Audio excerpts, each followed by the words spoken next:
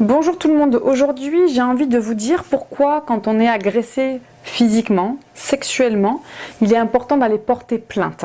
Déjà, grand premier conseil, choisissez votre commissariat. Ils ne sont pas tous compétents en la matière, certains vont même refuser les dépôts de plainte, d'autres vont vous accuser de mentir, donc chaque commissariat a sa réputation. Il est important de se renseigner avant, vraiment, il y en a que je ne recommande absolument pas, et il y en a qui ont une très bonne réputation justement. Donc voilà, on se questionne, on se renseigne.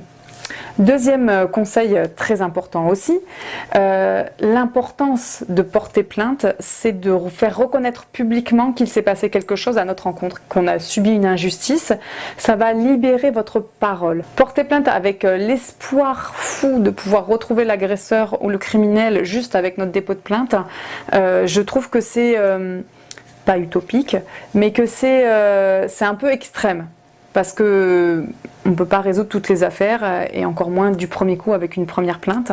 Mais je pense que le dépôt de plainte pour moi devrait être motivé juste pour au moins libérer la parole. Ce serait déjà un acte thérapeutique de réparation au niveau de la libération de la parole tout simplement. C'est pour ça qu'il vous faut des gens compétents en face pour accueillir votre parole, sinon mon deuxième conseil tombe à l'eau complètement.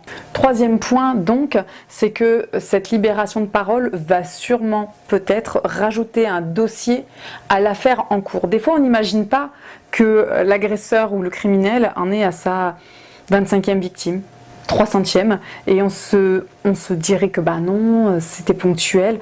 Pas du tout. Moi, c'est ce que j'observe. En général, quelqu'un qui a déjà violenté quelqu'un, agressé sexuellement, criminalisé sexuellement, parce qu'un viol, c'est un crime, l'a déjà fait. Donc, de venir mettre votre pierre à cet édifice tout pourri, j'en conviens, va permettre sûrement à la police d'avoir encore plus d'éléments contre cette personne. Ça, c'est important de pouvoir se dire, je fais ma part aussi, je voudrais bien qu'on attrape cette personne, qu'elle soit punie, qu'elle soit incarcérée pour justement qu'elle arrête de faire du mal.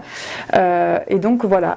Je pense que c'est important de le faire. Par ailleurs, ce sera peut-être grâce à vous, à votre dépôt de plainte, qui sera peut-être la 200e contre cette personne, qui permettra une arrestation, qui permettra un procès, qui permettra plein de choses.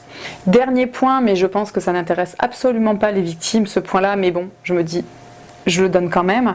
C'est pour les chiffres, les statistiques, parce que quand je vois 200 000 femmes battues par an, je comprends pas qu'on puisse mettre ce chiffre. J'y rajouterai encore un beau zéro parce que j'accompagne je sais pas combien des dizaines de jeunes femmes par an qui sont victimes de violences, et sur toutes ces jeunes femmes, donc je dirais au moins une centaine, il n'y en a qu'une qui a porté plainte. Une seule. Donc je ne vois pas comment on pourrait donner du crédit à des chiffres juste en fonction des dépôts de plainte. Ils sont bien en deçà de la réalité. Donc si vous portez plainte, j'ai envie de dire, vous pourrez participer un peu indirectement et directement à ce que les violences, notamment faites aux femmes, ressortent davantage. Par ailleurs, si vous n'avez pas envie de porter plainte, c'est votre droit, donc faites-le entendre, essayez d'aller à votre rythme. Pour les délits, on a un délai de 6 ans pour porter plainte. Pour les crimes, c'est 20 ans. Donc votre timing sera le vôtre. Voilà, je vous remercie de m'avoir écouté, je vous invite à vous abonner à ma chaîne YouTube, je vous dis à bientôt, au revoir.